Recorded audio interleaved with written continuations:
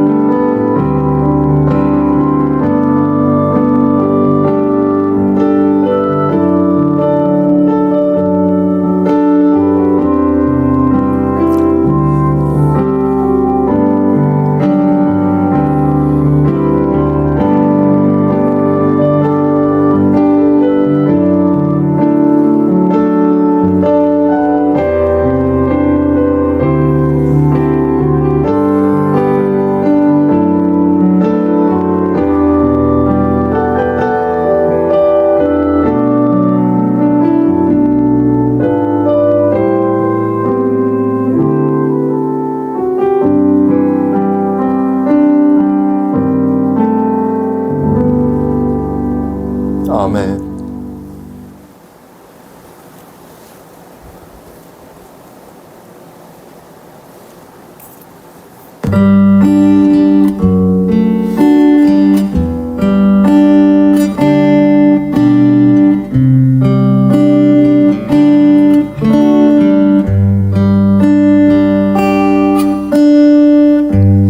약할 때 강함 대신에 나의 보배가 되신 주 나의 모든 것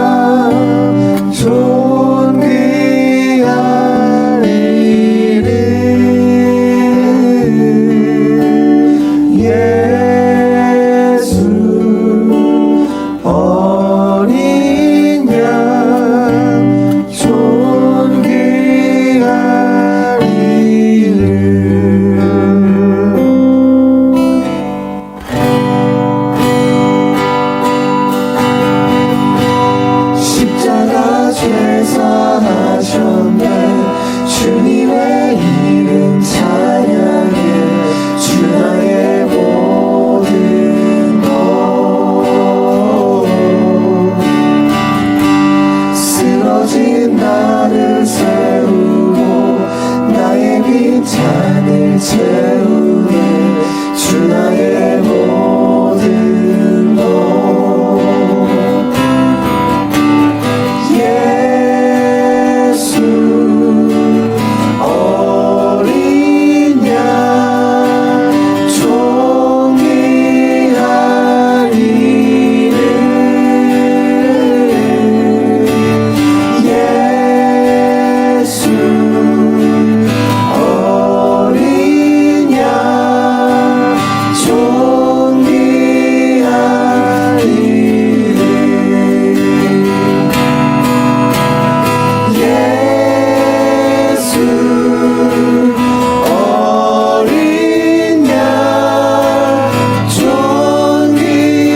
어린 양 존귀한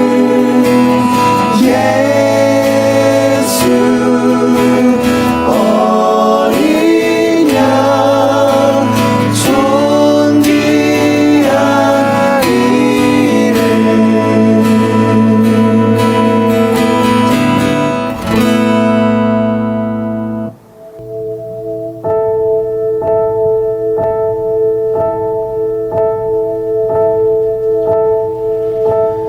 예수 우리 왕이여 이곳에 오셔서 보좌로 주여 임하사 찬양을 받아 주소서 주님을 찬양하오니 주님을 찬양하오니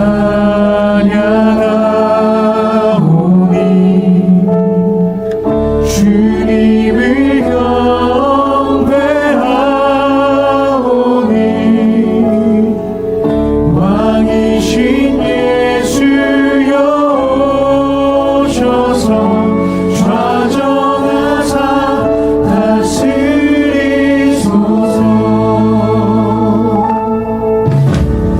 예수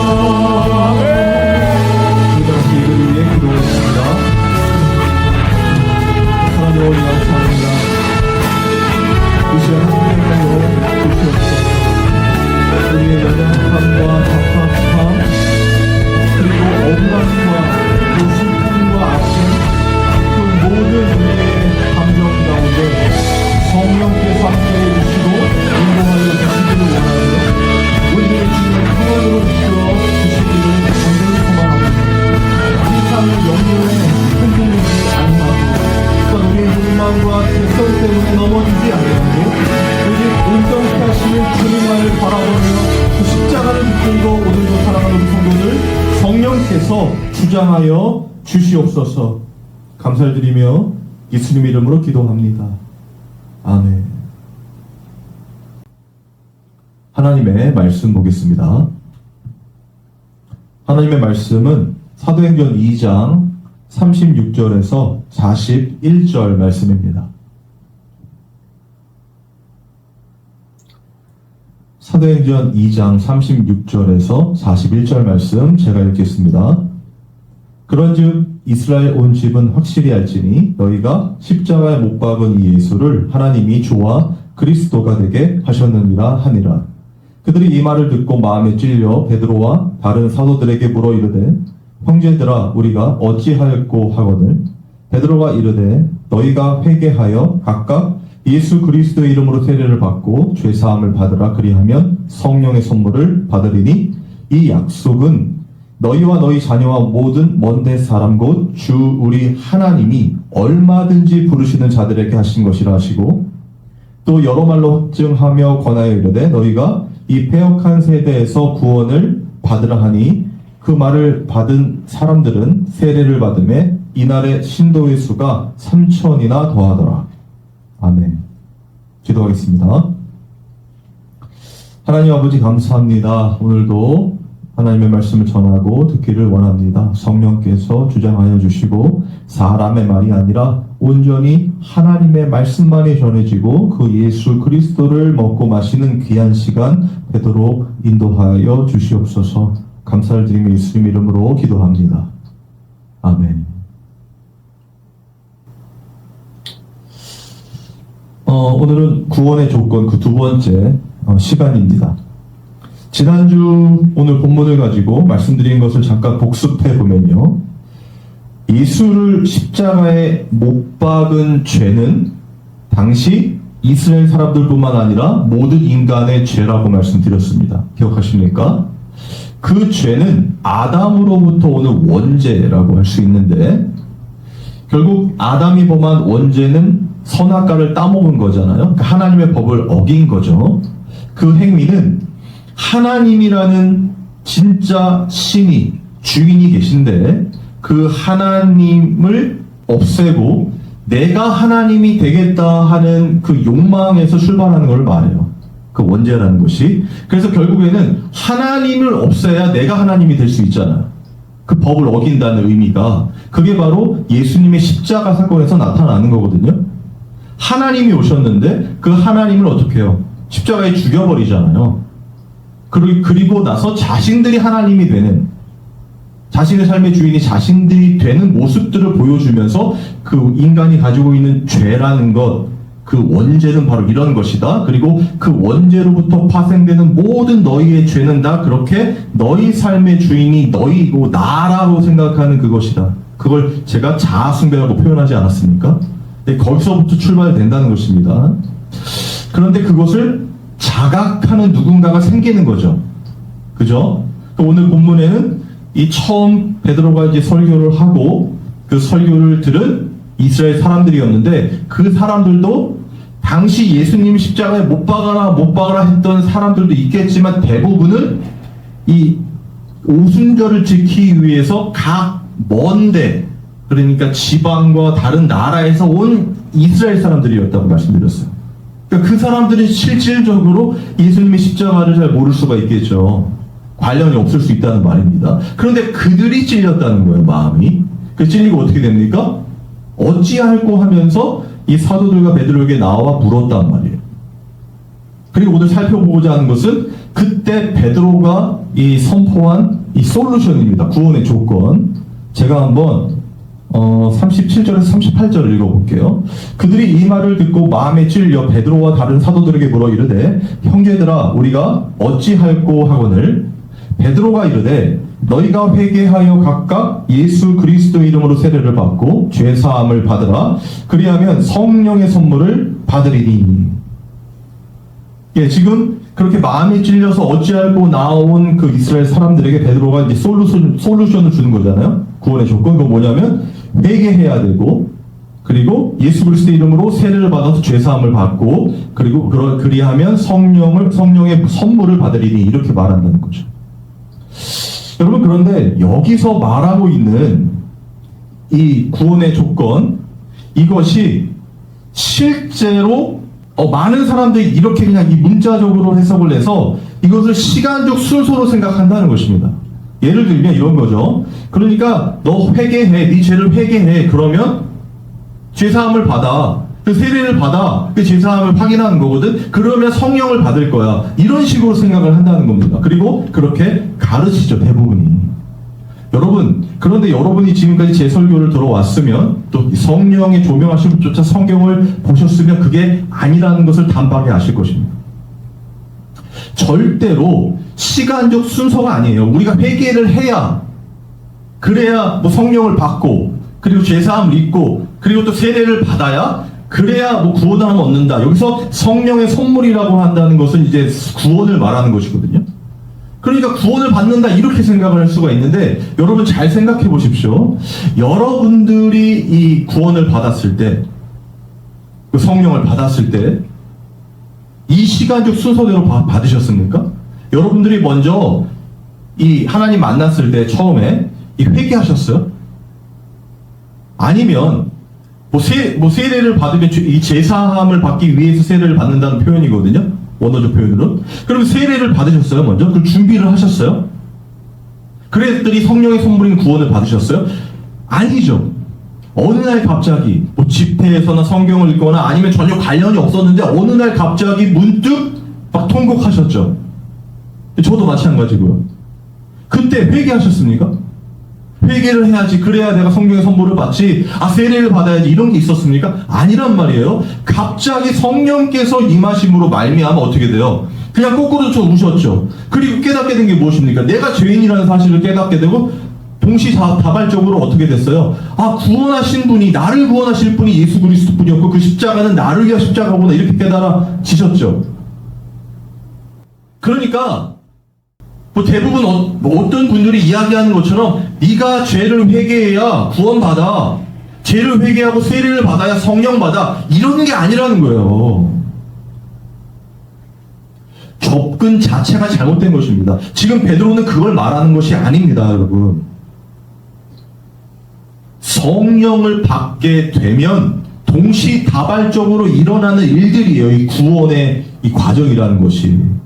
회개가 되고 나서 세례를 받고 성령의 선물을 받는, 이게 아니라 성령의 임함과 동시에 모든 것들이 다 동시다발적으로 일어난단 말이에요. 어떤 게 먼저 될지 모르겠지만 하나님이 나의 구원주, 예수님이 나를 이 십자가에 죽으셨다는 걸 먼저 깨닫고 그를 죽인 자가 나라는 그 확신함, 그 죄인됨을 고백하는 회개가 다 나중에 일어날 수도 있는 거란 말이에요. 오늘 본문은 그걸 순서를 말하는 것이 아니라 구원의 조건이라는 것이 무엇인가를 우리가 해야 된다는 것이 아니라 하기 전에 하나님이 임하시고 성령이 임하시고 나서 일어날 일들이라는 걸 설명하는 거란 말입니다. 제가 다시 한번 읽어볼게요. 이런 관점으로 여러분 생각해 보세요. 베드로가 이르되 너희가 회개하여 각각 예수 그리스도의 이름으로 세례를 받고 죄사함을 받으라. 그리하면 성령의 선물을 받으리니. 자, 이들은 지금 이미 자신들이 죄인임을 깨닫고 어찌할 거고 나온 거잖아요. 그죠? 그러면 성령의 임하심을 통하여 깨닫게 됐다는 걸 설명하는 거란 말이에요. 이게 아무도, 지금도 마찬가지입니다. 내가 죄인인 거를 안다고 하면서 회개해서 교회에서 열심히 하고 봉사하고 난 이제 그리스도인으로 살아가고 하는 영혼 돌리고 이렇게 말을 한다고 하더라도 실제적으로 내가 예수 그리스도를 십자가에 못 박은 죄인이라는 사실을 모르는 자들이 너무 많아요. 자각이 되지 않는 것입니다. 그냥 죄인일 수밖에 없는 인간의 그 본성 있잖아요. 그것에만 기인된 그 회개라고 할 수 있는 거예요. 그런 것들이 내가 카톨릭에서 신부에게 고해성사하는 것처럼 하나님이라는 신에게 내가 이런 죄 짓고 저런 죄 지었으니까 용서해 주십시오, 이런 식으로만 생각하게 된다는 거예요. 그리고 그게 예수님의 피로 씻겼다. 그럼 나 이제부터 다시 새로운 피조물이니까 나 이제 열심히 봉사하고 헌신하고 교회 예배 참석 잘하고 막 이렇게만 생각한다는 거예요. 제가 신앙생활도 말씀드렸죠. 그건 종교생활이지 실제적인 신앙생활이라고 볼 수 없다는 거예요. 우리의 삶 전체가 신앙생활이라고 말씀드렸잖아요. 기억하십니까? 그러니까 성령을 받은 이후에 그런 자각이 실제로 일어난단 말이에요. 오늘 본문에 나와 있던 이 이스라엘 사람들처럼 지금도 동일합니다. 성령이 임하시잖아요. 그러면 내가 얼마나 극악무도한 죄인인지를 깨닫게 되는 그 과정 속에서 예수 그리스도를 십자가에 못 박은 죄인이구나라는 걸 보게 된단 말이에요. 그리고 그 과정이 실제로 예수를 죽이지 않지 않았습니까? 그런데 우리가 생내적으로 하나님이라는 존재를, 우리 위에 있는 어떤 존재를 죽여야 직성이 풀리고 내가 하나님이 돼야 된다라는, 내가 내 삶의 주인이 돼야 된다는 그 원죄가 항상 우리 안에 있다는 것을 자각한다는 말이에요. 그런데 여러분, 더 이 놀라운 사실이라 그럴까요? 당황스러운 건 뭔지 아십니까? 구원을 이렇게 성령을 받고 구원을 받고 목사가 되고 했어도 여전히 그런 원죄가 가지고 있는, 우리 안에 가지고 있는 그런 죄성은 남아있다는 거예요. 여전히 하나님이 나의 주인이고 그걸 또 설교를 하고 그래서 막 울고 통곡을 하나님 뜻대로 살겠습니다 외쳐도 순간순간 무엇인가를 결정할 때나, 그리고 내가 어떤 것을 선택할 때는 내 욕심과 내 욕망 따라 할 때가 너무나 많다는 것입니다. 모든 인간이 그래요. 여러분, 그렇다면 구원의 조건이란 이거대로 할 수 없는 거 아닙니까?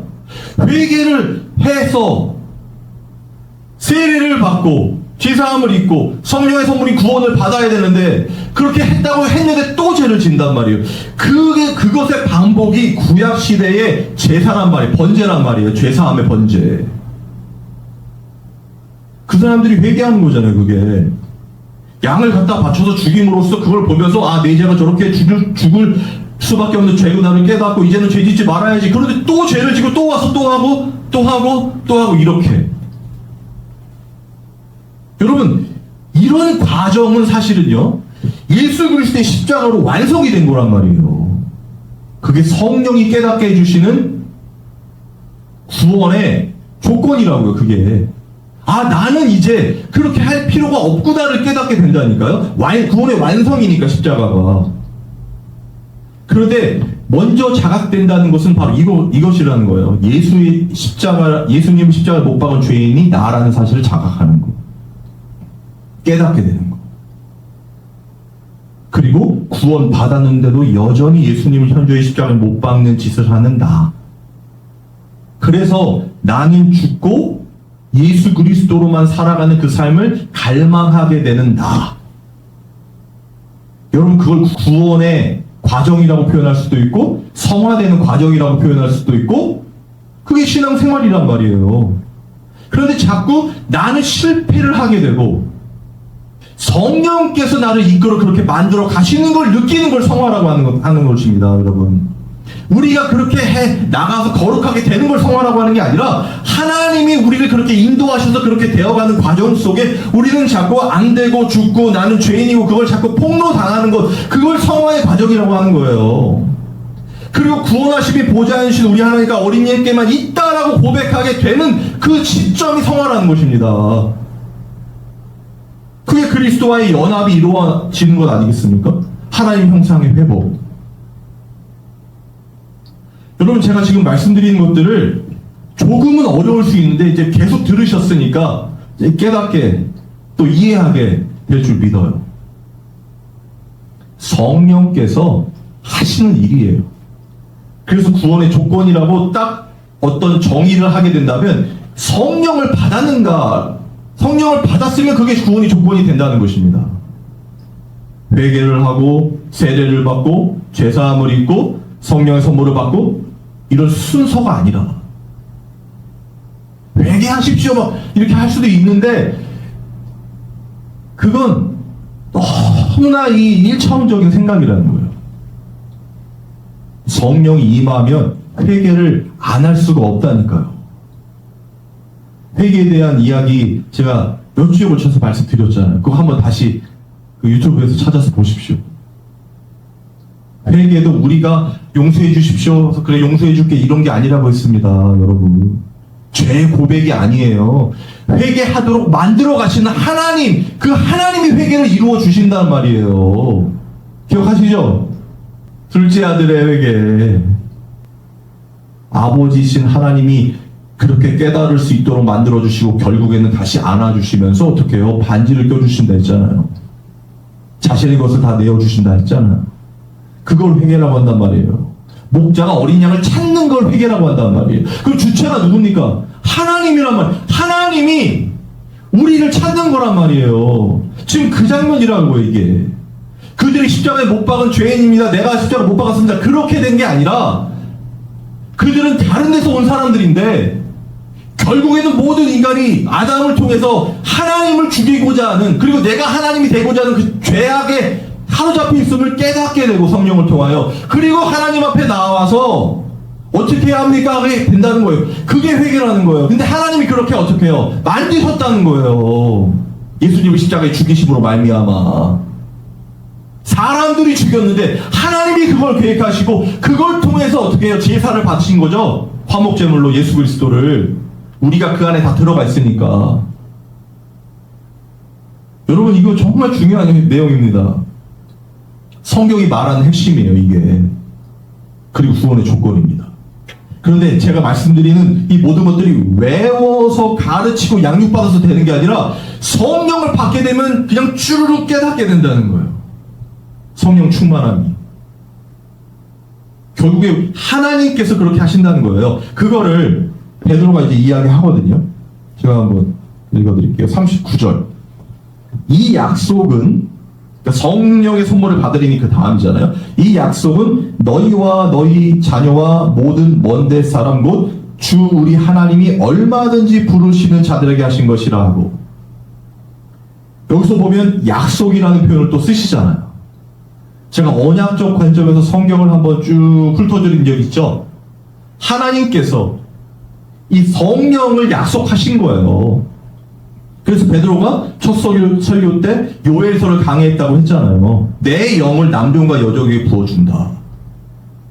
내 영은 뭐예요? 성령이잖아요. 그 성령께서 임함으로 말미암아 우리의 죄된 본성, 우리가 어떤 존재인지를 우리의 바닥까지 다 들춰내시고 폭로하신단 말이에요. 그게 결국에는 하나님을 죽여버리는, 예수 그리스도의 십자가에 못 박은 죄라는 것을 깨닫게 된다는 거예요. 그 다음에 나타나는 현상이 뭡니까? 하나님 앞에 이제 진정으로 회개하면서, 그래서 이제 나는 죽고 하나님 뜻 예수 그리스도로 살겠습니다. 그 과정이 세례잖아요, 그죠?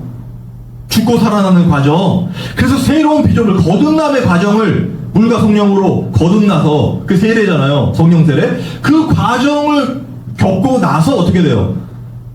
이제 구원함의 삶을 사는 거예요. 그 신앙생활을 사는 거예요, 그때부터.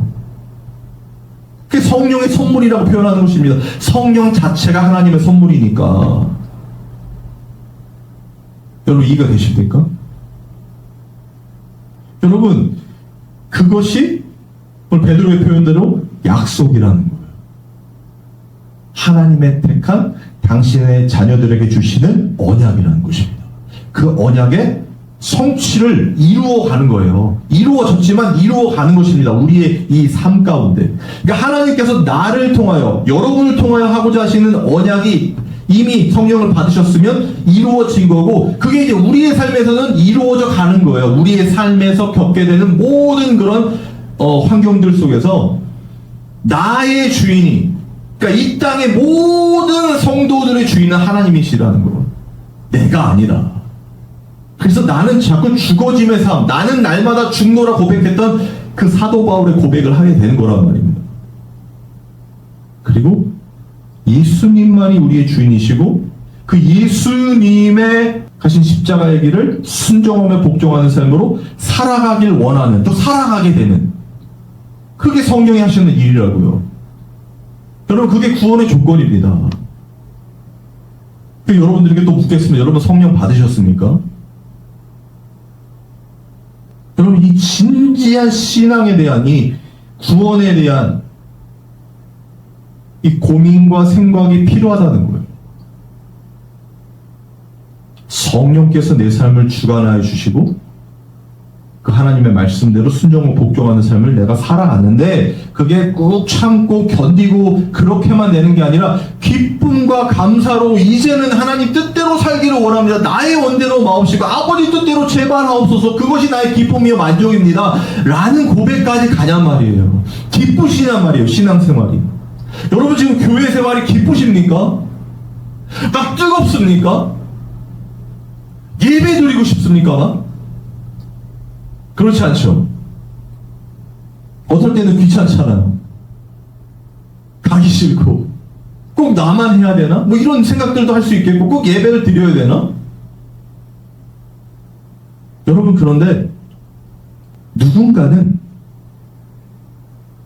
그 모든 것보다 이 하나님 앞에 예배 드리는 게 너무 소중한 사람들이 있단 말이에요.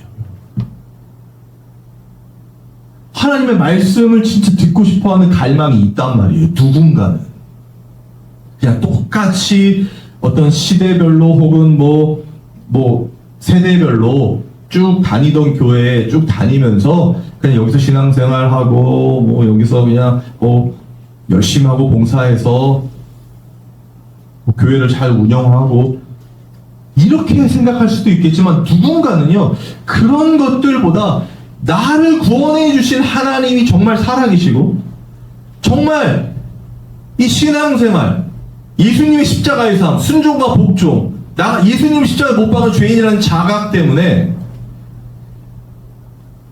정말 죽을 수밖에 없는 죄인인데 하나님이 나를 구원해 주셨다는 그 놀라우신 사랑 그것이 점점 이 삶의 영역에서 넓어진단 말이에요. 커진단 말이에요.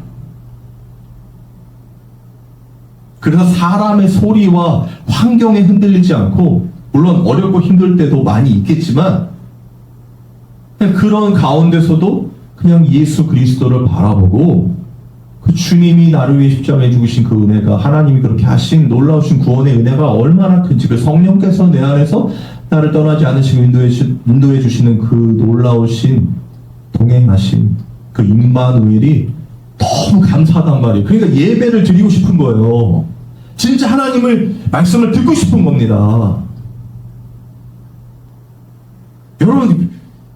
여러분의 삶이 정말 그런 삶이죠. 삶이기를 바라고 그럴 줄 믿습니다. 그러니까 이 무명 목사의 그냥 뭐 지나치기일 수밖에 없는 건데도 만약에 이 설교를 듣고 계시다면 여러분 정말 하나님 살아계심을 또 그 주님의 말씀만을 듣기 원하는 간절함이 있으신 분들이라 믿습니다. 우리 하나님 살아계시니까요. 그 성령님께서 우리 안에 계시니까요.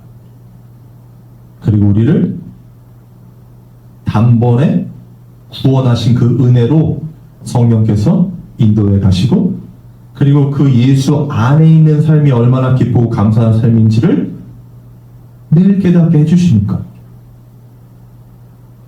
그러면서 어떻게 됩니까? 베드로처럼 성령 받은 이후에 오늘 본문 4절에 보면 그들이 다 성령의 충만함을 받고 성령이 말하게 하심을 따라 다른 언어들로 말하기를 시작하니라. 성령의 말하게 하심을 따라 저는 이 부분이 너무 좋아요. 너무 감사하고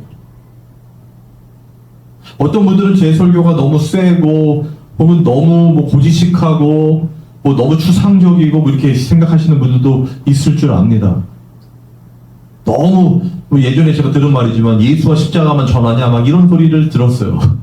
교회에서. 근데 아니요. 그 말뿐이 할 수가 없다는 것입니다. 왜? 성령의 충만함을 받았으니까 어떻게 해요? 성령이 말하게 하심을 따라 말하니까요. 그 성령께서 무슨 말 하시겠습니까? 성경의 저자가 성령이신데요. 하나님의 영이신데요. 통달하시는. 그러면 하나님의 이야기뿐이 할 말이 있겠습니까? 성경의 이야기뿐이 할 말이 있겠냐고요. 하나님은 언약하셨어요. 당신의 백성들에게. 반드시 내가 구원할 거라고. 그리고 내 나라, 하나님의 통치 받는 그들은 지금도 지어져 가고 있다고. 그리고 완성될 거라고. 예수 그리스도께서 다시 오실 때. 그래서 마라나타 주 예수여 어서 오시옵소서. 그 삶의 자세와 태도가 성도들의 삶의 자세와 태도 아니겠습니까? 그러면 그 시간까지 무슨 이야기를 들어야 되겠습니까? 이 땅에서 잘 되는 거요? 성공하는 거요? 뭐 사람 많이 모으는 거요? 아니요. 하나님이 이 땅에 펼치신 이 구원의 은혜가 어떤 것인지를, 예수 그리스도 그분이 이루신 구원의 은혜가 그 사랑이 얼마나 큰지를 계속 듣는 거예요. 왜냐하면 우리의 삶에서 우리는 끝없이 우리의 욕망 따라 살 수밖에 없는 죄인들이기 때문에 세상 사람과 다를 바 없죠. 오히려 기독교인들이 더 악하다고 하는 시대 아닙니까? 세력을 만들어서 막 지금 뭐 말은 안 드리겠습니다만 말도 안 되는 일이 일어나죠. 기독교라는 단체들에서. 아닙니다. 성도들은 예수 그리스도를 먹고 마시는 거예요. 그리고 하나님께서는 이 세상에 관심이 없었죠. 예수님의 공생에 살펴봤었잖아요. 거듭남 설명드릴 때 예수님이 이 땅에 관심이 없어요. 하나님 나라에만 관심이 있어요. 회개하라 천국이 가까이 왔느니라. 하나님 나라에 대한 이야기예요. 그러면 우리 성도들도 이 세상에 관심이 아니라 하나님 나라에 관심이 있어야겠죠. 그럼 자연스럽게 이 땅에 어떤 것이 좋아 보이지만 좋지 않다는 걸 깨닫게 된단 말이에요. 그리고 그게 다 우리의 욕심에 이끌려 미혹되는 것들이라는 것을 느끼게 되고, 그래서 결국에는 나의 욕심과 나의 어떤 자아와 연결된 것이 아니라 나의 모든 것들은 끊어지면서 오직 하나님만 그 빛으로 비춰지는 그것을 향해 나아가는 거예요. 그게 십자가의 길이고 그게 순종과 복종이라는 것입니다. 그게 예수님이 가신 길이고요. 그런데 그게 억지로가 아니란 말이에요. 그냥 꾹 참고 그냥 견디고 이런 게 아니란 말이에요. 그것만 있는 게 아니라 그 안에 예수님이 주신다고 하신 그 평안함, 세상이 줄 수도 알 수도 없는 그 평안함, 그걸 주신단 말이에요. 그걸 여러분 느끼십니까? 그걸 느끼길 원합니다. 진짜 깨닫게 되고 그 기쁨으로 하루하루를 힘들지만 살아가시기를 바라요. 오늘 베드로가 말해주잖아요. 성령 선물을 받으리니. 구원이란 말이에요. 구원, 우리의 구원. 구원받을 수 없는 자들, 죽을 수밖에 없는 자들인 우리를, 저와 여러분을 구원하시고 구원을 완성해 가신단 말이에요. 떠나지 않으시고. 누가? 성령이. 그게 구원의 조건입니다. 여러분, 이 기쁨과 감사의 이 예매가 정말 여러분들 삶에서 이루어지기를 간절히 소망해요. 그것뿐이 없지 않습니까? 지금 어떠한 상황 가운데 있다 할지라도 여러분 다 성령께 소리를 인도해 가고 계신 거란 말이에요. 여러분의 삶이 그냥 신앙생활입니다. 그게 전부예요. 하나님 앞에 살아가는 삶이에요. 그게 죄된 어떤 모양으로 나타나고 있든지, 뭐 게으르든지, 뭐 혹은 뭐 잘하고 있든지, 성공하든지, 무슨 뭐 여러 가지 다 상관이 없어요, 여러분. 그냥 여러분 안에 있는 성령께서, 하나님께서 여러분을 통치하고 있으면 그게 신앙생활이란 말이에요. 그러므로 힘을 내시기 바랍니다. 성령 하나님은 떠나지 않으세요. 그리고 우리를 반드시 당신의 거룩함으로 인도하세요. 그러니까 얼마나 기쁩니까? 얼마나 자유합니까?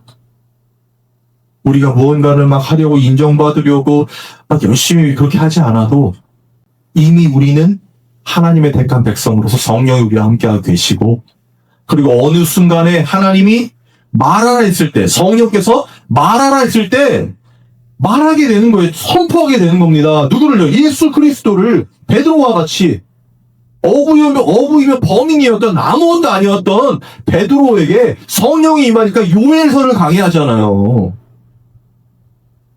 왜? 성령이 성경의 저자니까. 저도 마찬가지입니다. 무엇을 할 수 있겠습니까? 성령이 임하시니까 성령의 말하게 하심을 따라 지금 성경을 설명하게 되는 거예요. 여러분들도 마찬가지라고 했습니다. 성령이 임하면 어쩔 수가 없어요. 예수 그리스도를 증언할 수밖에 없고, 그 증언의 이 근본이 성경이니까 성경을 설명할 수밖에 없는 것입니다. 여러분, 이런 기쁨과 감사의 은혜가 정말 여러분의 삶에서, 그리고 여러분의 가정에서, 그리고 하나님께서 만나게 하실 그 약속을 이루실 당신의 백성들을 만날 때 기쁨과 감사로 터져나오는 그 삶의 예배가 되기를 주님의 이름으로 소망합니다. 우리 찬양하고 기도하겠습니다.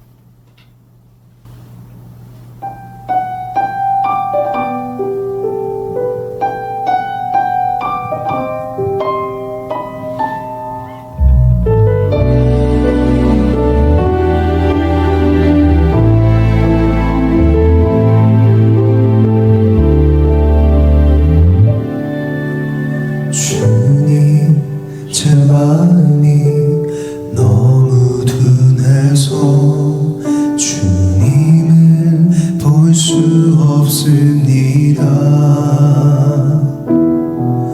이 땅에 속하여 이 땅만 보다가 주님 손을 놓쳤습니다. 나는 나그네로 왔는데 왜 주저앉게 되었나. 나는 정직인데 언제부터 내 삶의 주인이 되어버렸나.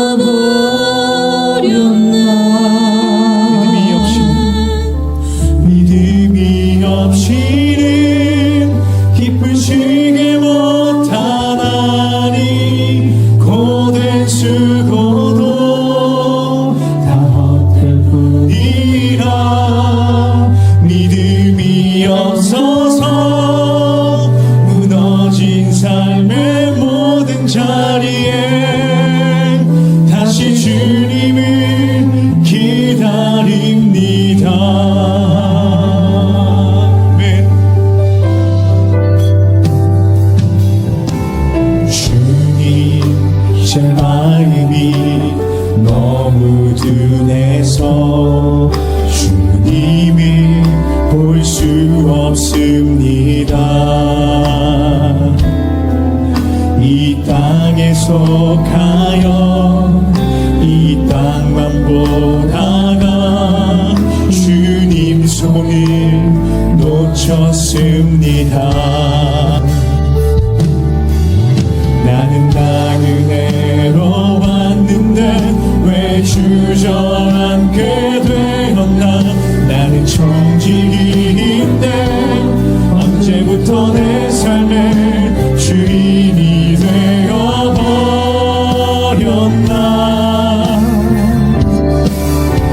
믿음이 없이는 기쁘시게 못하나니 고된 수고도 다 헛될 뿐이라.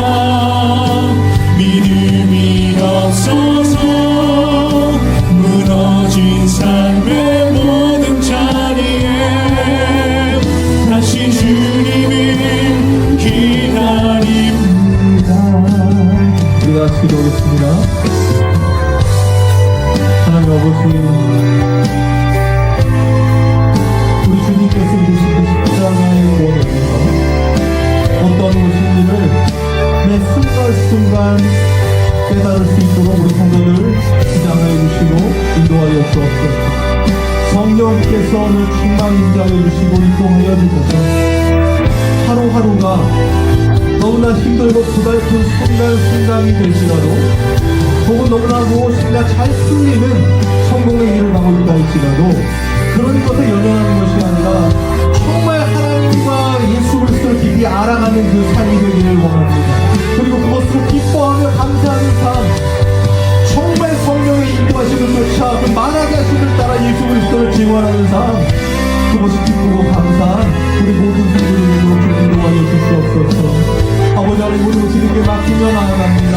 매 순간순간 무엇인가를 결정할 때마다 주님께서 붙잡아 주시고 인도하여 주시옵소서. 하나님 감사합니다. 모든 것 주님께 맡기며 나아갑니다. 우리는 연약하고 부족합니다.